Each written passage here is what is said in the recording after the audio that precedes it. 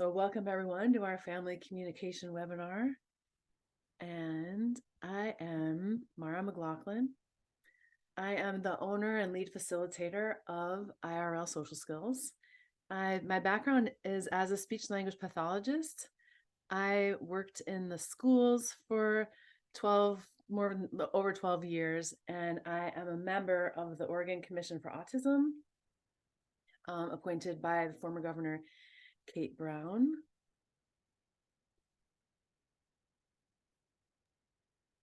Hi, my name is Heather Rocha. Go by Coach Heather in IRL. I'm a clinical rehabilitation counselor, so I specialize in disability counseling and advocacy. I'm also a neurodivergent parent of a neurodivergent child who is a graduate of IRL, so I really love sharing this with other families, and I am very passionate about family relationships and communication. So in today's workshop, you're going to learn the following: practical tools to stay calm and regulated, tools that you can implement today, and increase your understanding of emotional regulation and dysregulation, as well as how ableism and trauma affect our relationships. And you'll get to experience one of our most popular lessons, which is handling disagreements, a critical life skill. So just by way of background, PEERS is the program that we teach. It is from UCLA. It stands for the Program for the Education and Enrichment of Relational Skills.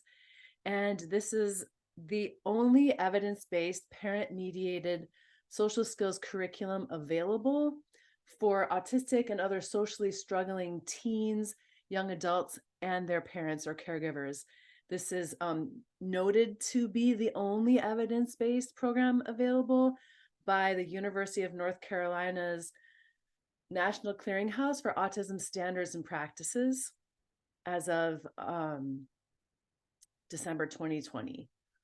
And PEERS is a curriculum in which families learn the skills to initiate and continue conversations, to enter and exit conversations, how to effectively choose friends with whom you share common interests and they're, an accepting source of friends, how to effectively use humor, how to effectively handle teasing and bullying, as well as arguments and disagreements like we're going to talk about today, and how to handle rumors and gossip, among many other skills.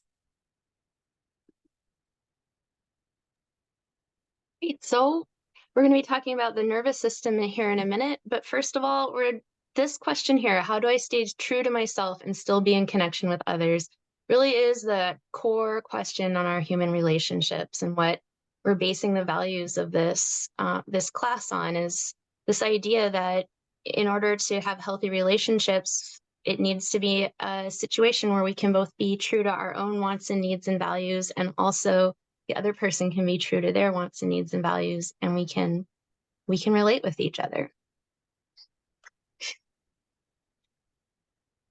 All right. So we talk a lot about the nervous system in IRL, and we're going to just do a little basic about the nervous system.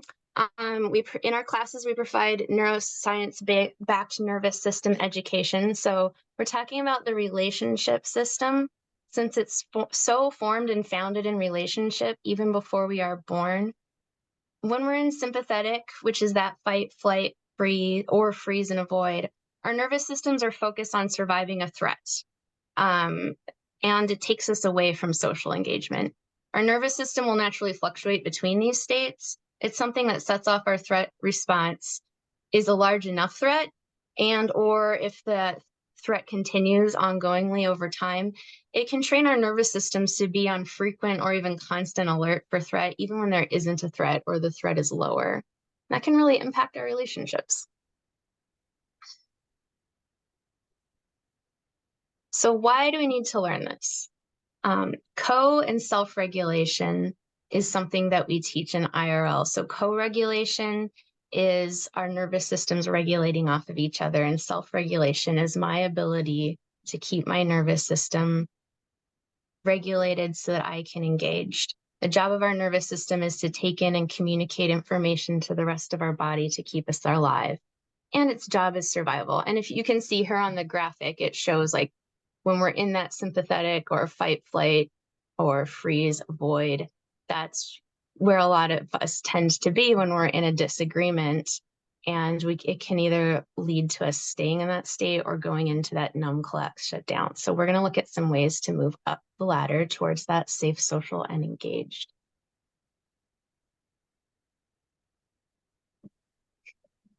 So over time, what can happen when our nervous systems are constantly perceiving a threat is that it really impacts us, and it can express itself as trauma. And this slide here just shows different ways that that can affect us.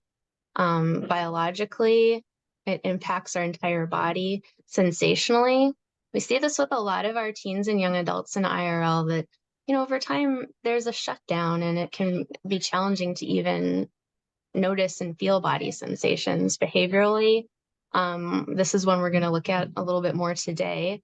And yeah, physically, we can feel it in our bodies, the way that it starts to feel over time that it's not even safe to be in our own bodies. Okay. So the good news is our nervous systems can be trained to return back to that active engagement at the top of that ladder. Over time, as we practice, we gain more ability to respond from our values instead of reacting from that nervous system threat response. And research shows that our nervous systems will tend to mimic each other. So if one person is dysregulated, so meaning in that fight or flight or that freeze, avoid, or fawn, it will influence the other person's nervous system, the other people around us. We might have different responses to that activation. One person might be dysregulated in fight, like in flight mode and yell, for example, and another person's nervous system might then go into fight and freeze, and they might just shut down. The latest neuroscience research shows promising news, though I love this as a parent.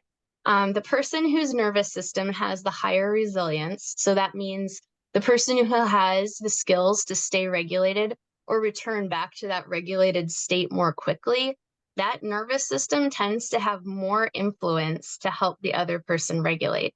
So no matter what a person's life experiences have been, we have that power to train ourselves to be that regulated nervous system in the room by learning to pay attention to what our nervous system, what our body is telling us about our needs and our values, and learning to meet our needs to regulate. And this graphic here I love is research done in Finland, and they had people report where they felt more sensation. So towards the top of that chart where it's yellow, that's where people are feeling more sensation. And then that black 0 is neutral, and the light blue white is feeling less sensation. And they found that different emotions, this thing that we call anger, like how do I know I'm angry? What do I feel? What's going on in my body that tells me that? What kind of thoughts am I thinking that tells me I'm angry? So their research showed across, even across cultures, that people tend to have fairly similar body sensation of these different experiences that we call emotions. So the 3-part physiological psi protocol was discovered by a physiologist in the 1930s and then rediscovered by Professor Jack Feldman at UCLA. He's a world expert in the neurobiology of respiration. And the 3-part physiological psi is a pattern of breathing that we all engage in. When we are in deep sleep, levels of carbon dioxide in our bloodstream get too high. And so we do this double inhale followed by an extended exhale to offload the maximum amount of carbon dioxide. So this is already in us as mammals. And we're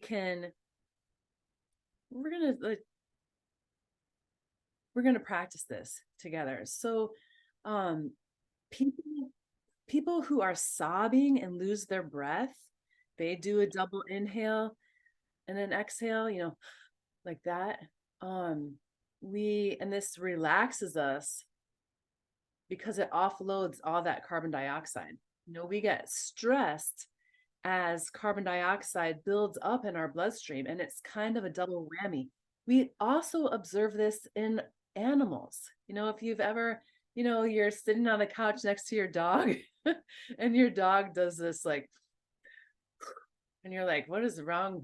Like, why are you like, you're having these heavy sighs, you're not paying taxes, like what's going on? The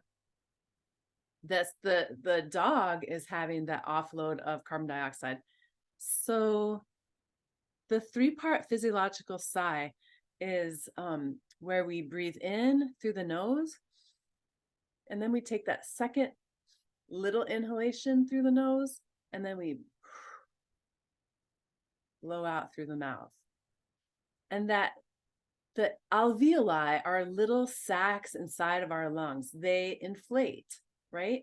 So on that inhalation, that first inhalation, you inhale, and then you sneak in a little bit more air at the end. And that little sneaking in of the air at the end, that second part of the physiological sigh, it reinflates those little sacs. And when you exhale, then you discard all the carbon dioxide at once. So just 1 to 3 of these physiological sighs brings our level of stress down very, very fast. And this is scientific. The out breath signals our parasympathetic nervous system, also known as like our rest and digest nervous system, to return us back to a regulated or more relaxed and engaged state. And this is a tool you can use anytime. Okay, you watch other people or even dogs, like I mentioned, as they start to relax or they go down to sleep. This pattern of breathing happens just naturally, and it can be consciously driven. So let's just try it. This is experiential learning. Breathing in through the nose, and that little last in breath, and then let's do it again.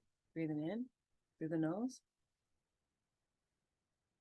Last little sip of air through the nose, and then blowing out. And last time, breathing in through the nose, sneaking in that little bit more at the end, and then blowing out.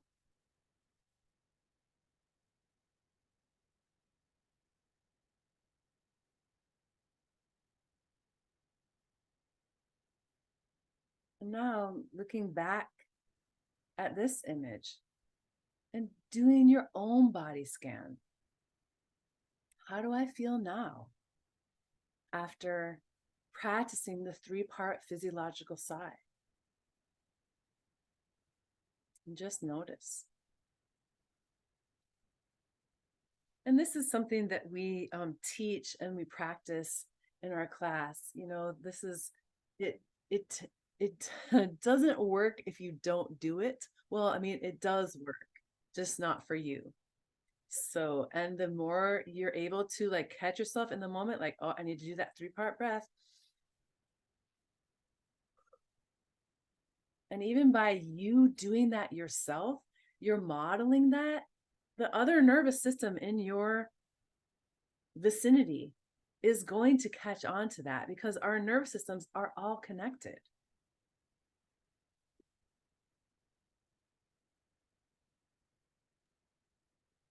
So we've talked about why and how to regulate our nervous systems, and now we're going to look more at what gets in the way of building connection in our communication and what to do about it.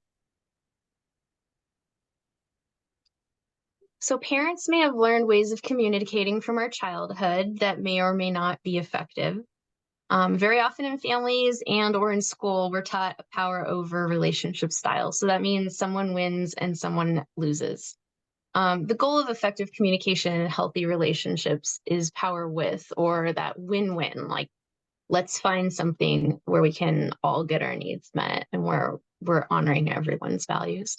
Now, that doesn't mean that there's no power difference between a parent and child. Of course, we don't let our kids play in traffic, etc. We have a responsibility for their safety. It does mean that we get clear about what is and is not in our personal power when we're communicating.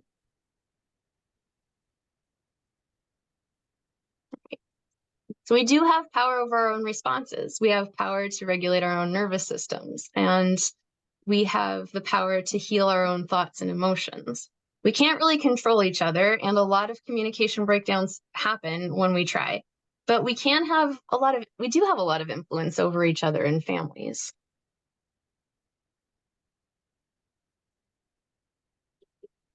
And in addition to all the things that we're taught, what parents may have learned and experienced before we even had kids, there's an added stress to neurodivergent families. Over time, both parents and kids can relate and communicate from a place of anxiety and stress. And when we're parenting from anxiety, which that comes from a good place of wanting to protect our kids, but it also tends to reinforce their anxiety and fears. And that's why we just keep bringing it back to that nervous system regulation.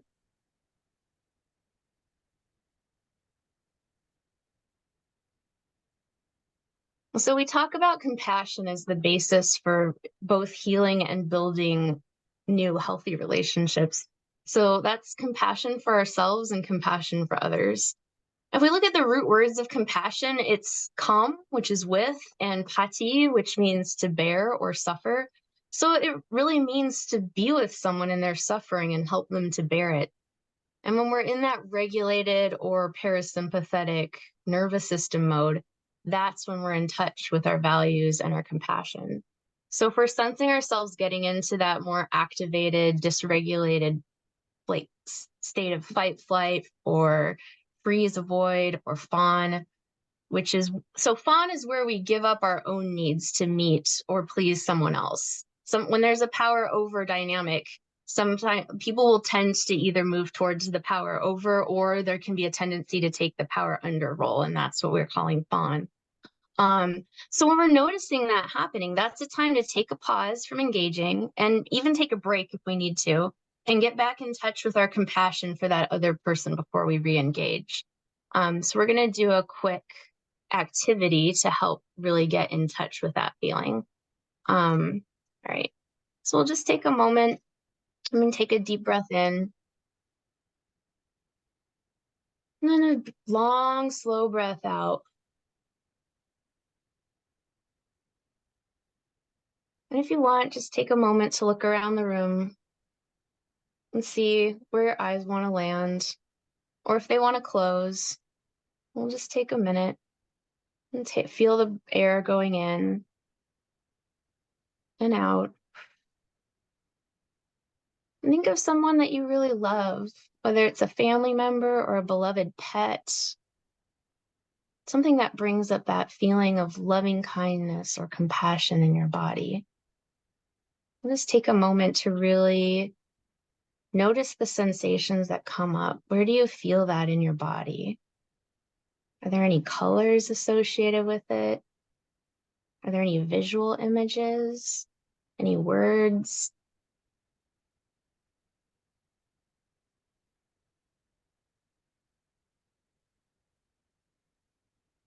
I'm just giving you a few seconds to notice it.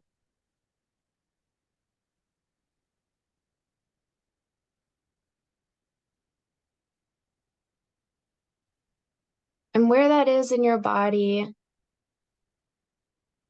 the more we can learn to start to notice that and really spend time with it when we are feeling regulated, the more we can access it when we're starting to feel dysregulated, and the more quickly we can return to it. Maybe there's an image or a specific memory that we can go to. And the more familiar we get with this feeling in our body, that will be our cue that we're ready to come back and engage. When I can feel this compassion for my child who's still dysregulated and throwing a tantrum, that's when I can go in. That's when I can be the regulated nervous system for them. And when I can feel that for myself, like, yeah, it's hard. It's hard when someone's yelling at me. It's hard it's hard to be the regulated nervous system in the room. I can also feel that for myself. So that's just a quick exercise that we can do to help bring ourselves back down and back into that social engagement. All right.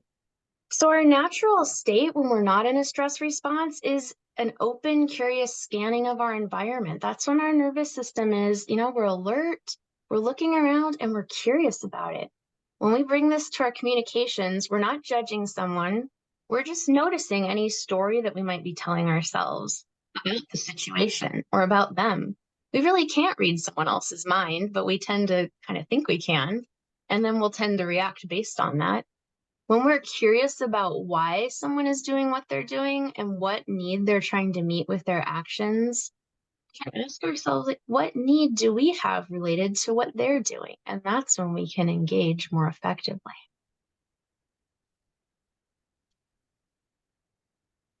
I love this. You can observe a lot just by watching. All right.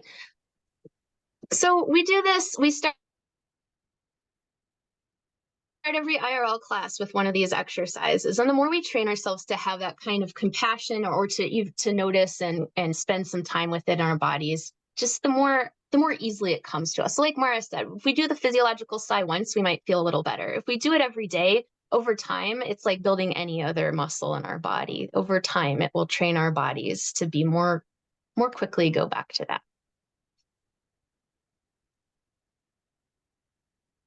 Okay. So today we're going to be talking about handling disagreements.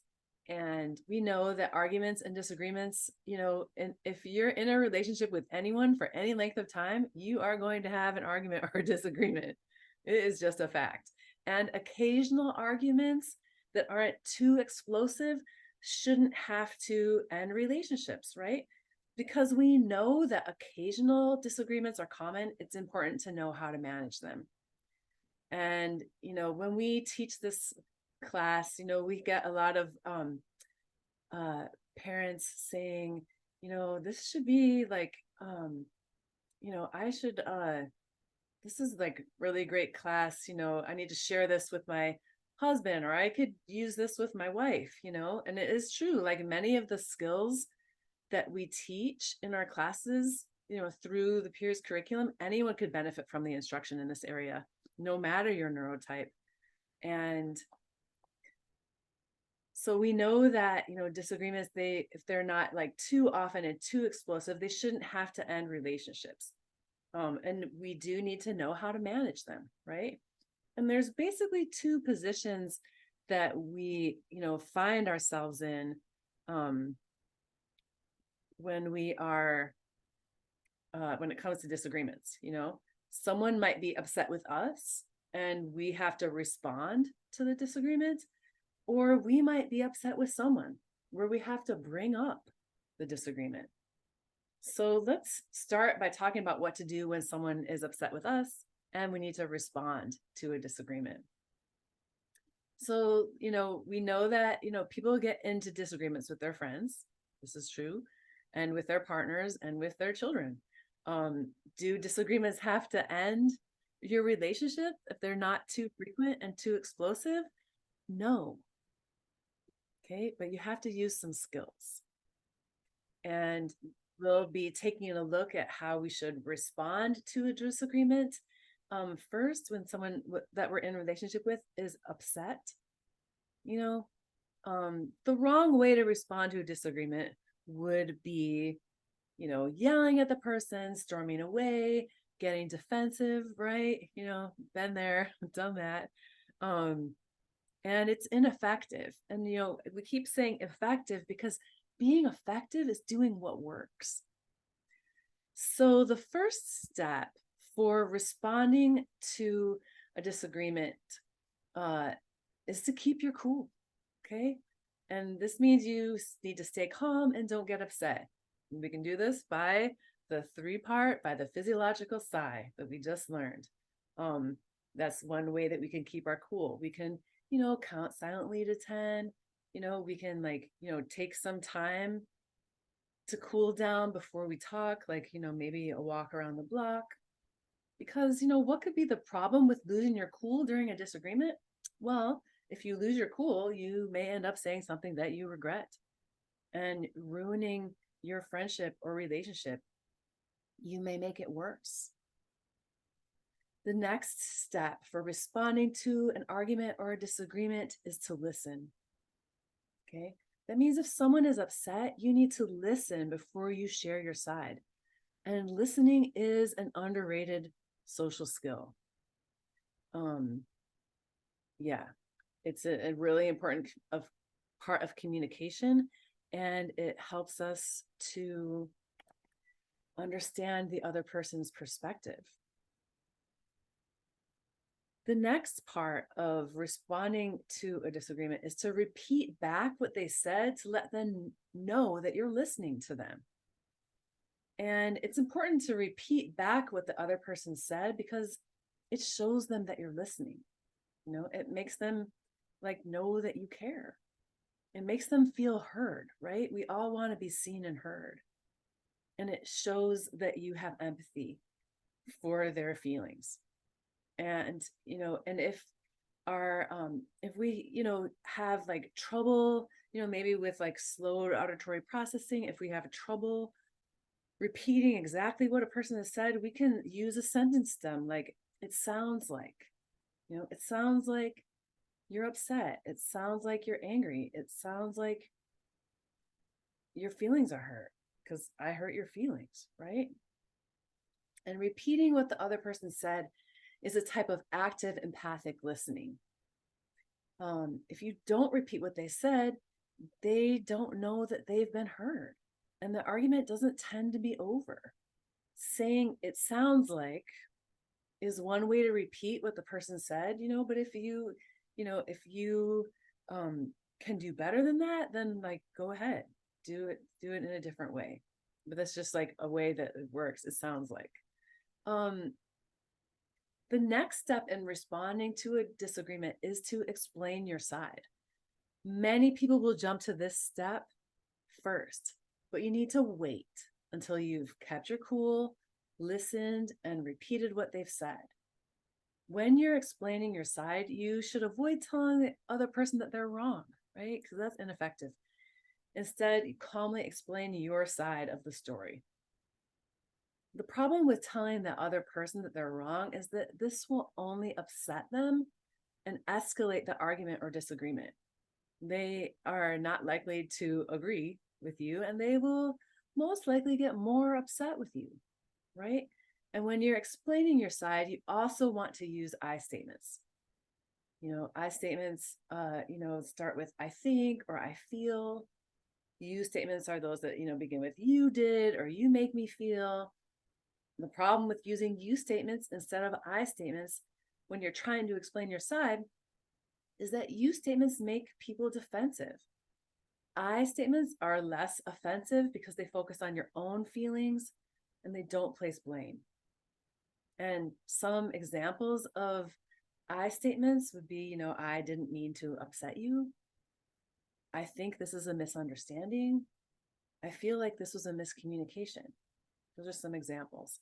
The next step for responding to a disagreement with anyone is to say you're sorry, even if you don't think you've done anything wrong. It's important to say you're sorry because the person is feeling bad and wants you to acknowledge that you're sorry they're feeling that way. Arguments and disagreements are rarely over until you've said you're sorry in some way, and is it enough to just say sorry, or do you need to say what you're sorry for? You need to say what you're sorry for. If you don't say what you're sorry for, the other person may ask you, what are you sorry for? And saying you're sorry, listen, it doesn't mean that you have to admit guilt or admit that you did anything wrong. You can simply say, you're sorry this happened, just like that. I'm sorry this happened. I'm sorry this is happening. Because we want to have peace in our relationships, right? The last step in responding to an argument or a disagreement with a friend or a partner is to try to solve the problem, or a child. This can be done in several ways. Tell them what you'll do differently. Okay. I'll, do my best to not do that again. I'll do my best to be more careful next time. Another way to solve the problem is to ask them what they want you to do. to fix the problem? Like, what can I do to make it up to you? What would you like me to do? How can I fix this? Another way to try to solve the problem is to suggest what you want them to do to fix the problem. I'd like it if you tell me if I hurt your feelings again. I hope you'll give me the benefit of the doubt next time. I'd appreciate it if you let me know the next time this happens. And then along with these steps, we should also keep in mind the following guidelines. Keep your cool if you can't solve the problem. Can you always solve the problem in an argument or a disagreement? Not always. And if you can't solve the problem, then you need to keep your cool. Don't expect the other person to admit they're wrong. If you care about the relationship, your goal shouldn't be to get them to apologize or admit they're wrong. The goal should be to try to resolve the conflict. Do people sometimes need to agree to disagree? And what does that mean? Well, sometimes we have to agree to have different opinions in arguments and disagreements. And if you care about this person and you want to preserve the relationships, you may need to agree to disagree about certain things in order to move forward. And it's critical, super important to understand that each of these steps doesn't work alone. Okay? The steps only work when they're all done together. For example, sometimes people have arguments that go on and on for years, right? And seem like they will never end. This is usually because one or more of the steps haven't been followed. So, like, what if the person you're arguing with keeps repeating the same complaints and says things like, you just don't get it, or I don't think you understand? Which step did you forget? You didn't repeat what they said, so they don't feel heard. What if the person you're arguing with keeps asking you questions and saying things like, I don't understand why you did that, or how could you do that? Which step did you forget? You didn't explain your side, so they don't understand. What if the person you're arguing with keeps telling you how they feel and says things like, you just don't seem to care. I don't even think you even feel bad. Which step did you forget? You forgot to say you're sorry, so they don't think you care. And what if the person you're arguing with keeps questioning how you will behave in the future and says things like, I just don't know if I can trust you, or how do I know you won't do this again? Which step did you forget? Step 6, you didn't try to solve the problem, so they don't trust you. And remember, if you leave out even one step, the argument or disagreement may not be over. So be sure to follow all the steps in this general order. And this takes practice. So these are some videos from UCLA, from the curriculum, and this is how we teach this in class. We teach it step by step.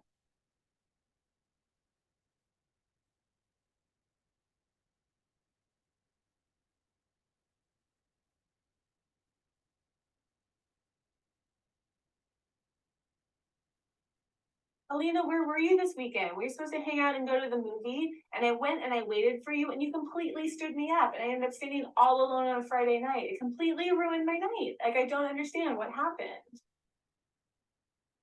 So here, Alina, she's just keeping her calm, keeping cool, and she's listening. And of course, it doesn't feel like the argument is over because it's only just begun.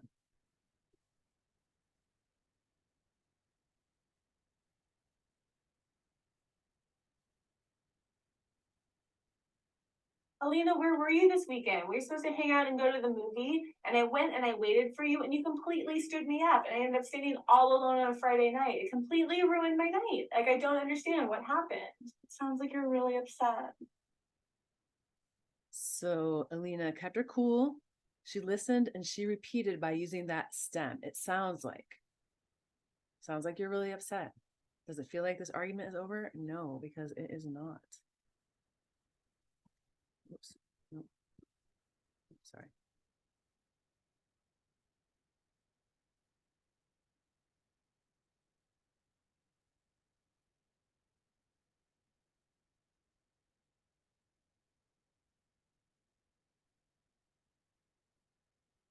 Alina, where were you this weekend? We were supposed to hang out and go to the movie, and I went and I waited for you, and you completely stood me up, and I ended up standing all alone on a Friday night. It completely ruined my night. Like, I don't understand what happened.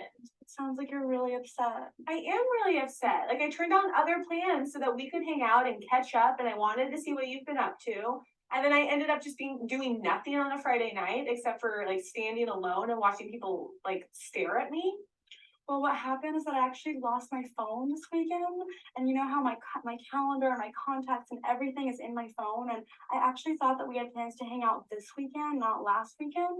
So that's what happened. Okay, so she's kept her cool. She's listened. She repeated what the other person said by using that sentence stem, and then she's explained her side by using I statements. And it does not feel like the argument is over because there's a few more steps.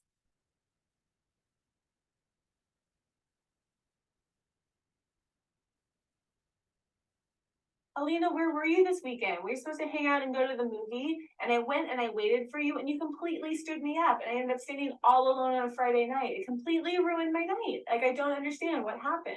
It sounds like you're really upset. I am really upset. Like, I turned down other plans so that we could hang out and catch up, and I wanted to see what you've been up to.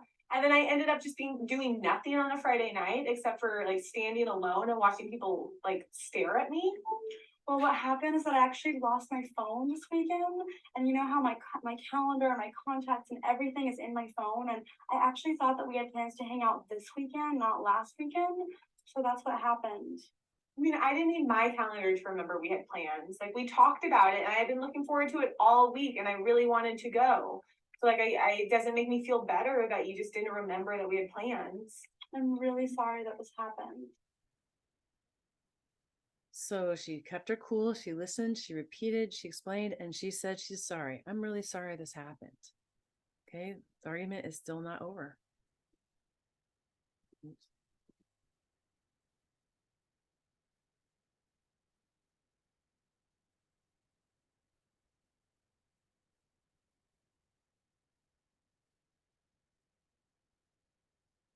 Alina, where were you this weekend? We were supposed to hang out and go to the movie, and I went and I waited for you, and you completely stood me up, and I ended up standing all alone on a Friday night. It completely ruined my night. Like, I don't understand what happened.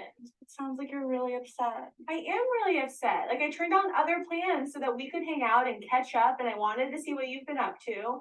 And then I ended up just doing nothing on a Friday night except for like standing alone and watching people like stare at me.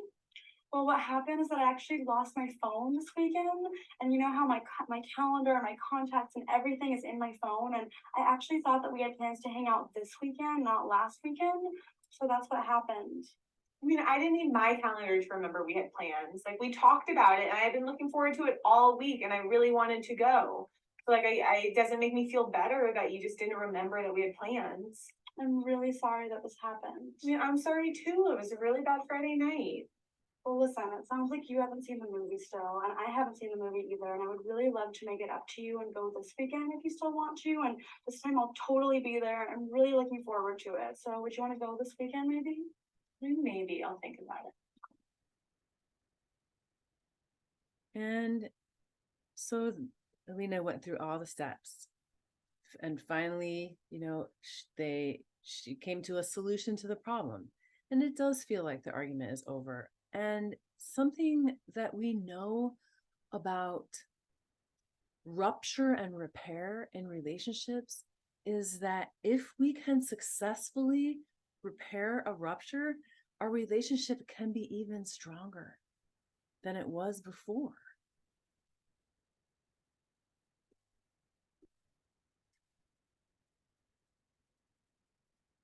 Another part of handling disagreements involves bringing up issues and advocating for yourself. So there may be times, that someone does something to, does or says something to upset you, and instead of getting angry or saying nothing at all, you need to know how to advocate for yourself and skillfully bring up these issues. Just like with responding to disagreements when people are upset with us, there are very specific steps to follow when we're upset and we need to bring up disagreements. So, and the wrong way to bring up a disagreement would be like, to come up to someone and like when they're busy, start yelling at them, losing your cool, calling them names. So we want to be more skillful. The first step for bringing up disagreements is to wait for the right time and place. Pick your spots. That would be, when you're alone with this person, when you have privacy, when you're both calm, when you have time to talk, and when you won't be interrupted. The next step for bringing up disagreements is to keep your cool. Okay, like don't get upset, don't lose your cool, and implement the 3-part physiological sigh. And, if you don't keep your cool, the argument may escalate. You could end up being in the wrong because you didn't handle the situation well. And then your relationship could be jeopardized. The next step is to ask to speak to the person privately. And why would it be a good idea to speak privately if you need to bring up something that's upsetting you? Well, because you don't want others to know your private business. It could be embarrassing to both of you if other people can hear your conversation. And, conflict resolution is often done in private. And how do you ask someone to speak privately? Can I talk to you about something privately? I need to speak to you about something. Can we go somewhere private? I think we need to talk. Can I speak to you privately? The next step for bringing up disagreements is to explain your side using I statements. Again, those that start with I think or I feel. And, some examples of I statements when you're bringing up disagreements, I felt upset when you canceled our plans. I don't like it when you speak to me that way. I feel hurt when you don't return my texts. The next step for bringing up disagreements is to listen to the other person. Listening is again a very underrated social skill. It's a good idea to listen to the other person's side if you're upset with them, because you won't know why they did or said what they did if you don't listen. They need a chance to explain their side. The argument may not be over if you don't listen to the other person. And the next step for bringing up disagreements is to repeat what they said, so that they know they've been heard. If you don't repeat what they said, they may keep just explaining their side over and over. The argument may not be over if you don't repeat what they said. And you can repeat what they said by paraphrasing or summarizing what they said or using that sentence stem. It sounds like blank. The next step for bringing up disagreements is to tell them what you need them to do. Most people don't know all the steps for responding to a disagreement. The arguments don't tend to be over if you don't follow all the steps. If the person you're upset with doesn't follow all of the steps for responding to a disagreement, what can you do? You can tell them what you need them to do. And how do you tell them what you need them to do if they aren't listening to your side? I need you to give me a chance to explain. I need you to listen to what I'm saying. Could you give me a chance to explain how I'm feeling? How do you tell them what you need them to do if they haven't repeated what you said? You can say, can you see this from my perspective? Do you understand what I'm saying? Does this make sense? Do you understand why I'm upset? And how do you tell them what you need them to do if they haven't explained their side? You could, for example, could you explain how this happened? Could you help me understand why you did that? It would help if you could explain where you're coming from. How do you tell them what you need them to do if they haven't said they are sorry? I think it would help if I knew you were sorry. I think I would feel better if I knew you were sorry. I think I need to know that you're sorry so that we can move on. And the last step for bringing up a disagreement with a friend is to try to solve the problem. Just like when responding to arguments and disagreements when someone is upset with us, this can be done in several ways. One way to try to solve the problem is to tell them what you'll do differently. I'll try not to do that again. I'll do my best to be more understanding next time. Another way to try to solve the problem is to ask them what they want you to do differently. What can I do to avoid this happening again? What would you like me to do next time? What can we do to fix this? Another way to try to solve the problem is to suggest what you want them to do differently. I'd like it if you didn't talk to me that way again. I hope you will consider my feelings next time. I'd appreciate it if you talk to me the next time this happens. And we have some extra guidelines to keep in mind as well. Can you always solve the problem in an argument or a disagreement? No, not always. And if you can't solve the problem, then you at least need to keep your cool, to be the regulated nervous system in the room. Don't expect the other person to admit they're wrong. If you care about your friendship, your goal shouldn't be to get them to apologize or admit they're at fault. Your goal should be to try to resolve the conflict. And when we're trying to address a conflict with someone we're upset with, do we sometimes need to agree to disagree? Yes, sometimes we do. And if you care about the relationship, you may need to agree to disagree about things in order to preserve it. And finally, remember that friendship is a choice, right? If you get into an argument or a disagreement with a friend or a partner and what happens really bothers you, you don't have to be friends with them anymore. Sometimes our learners can be really black and white thinkers, like, oh, you're my friend, we get in a fight, we're not friends anymore. Well, you can use some skills, and these are no one is really explicitly taught this, as we're growing up. Most of us aren't really taught this. Remember that arguments, that aren't, too common and explosive, they shouldn't have to end your friendship or relationship. And just remember, just like with responding to disagreements, each of the steps for bringing up disagreements doesn't work alone. The steps only work when they're done together. If you leave out a step, the argument may not be over. So, be sure to follow all the steps in this general order. And then here is a video of just the whole thing of responding to disagreements. Bringing up a disagreement, rather.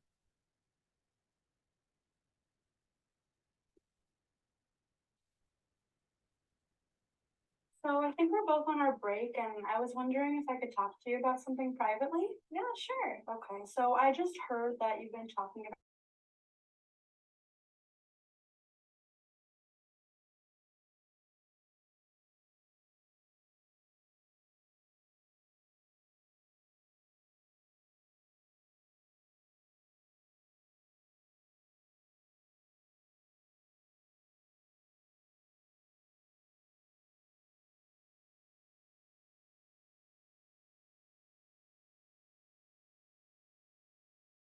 so I didn't realize they would make fun of you for it. Well, it sounds like you didn't know that it was a secret, but it's still really embarrassing. No, I'm sorry, that was my mistake. Well, there's not much that we can do about it now, but just in the future, I would really like for you to keep things that I tell you a secret, and just not talk about my personal life behind your back. I'll make sure from now on not to talk about your private business with other people. Okay. I'm sorry about that. I was coughing, so I muted myself and it muted the audio. So let's watch again. So I think we're both on our break, and I was wondering if I could talk to you about something privately. Yeah, sure. Okay, so I just heard that you've been talking about me behind my back and telling other people that I have a crush on Gabe.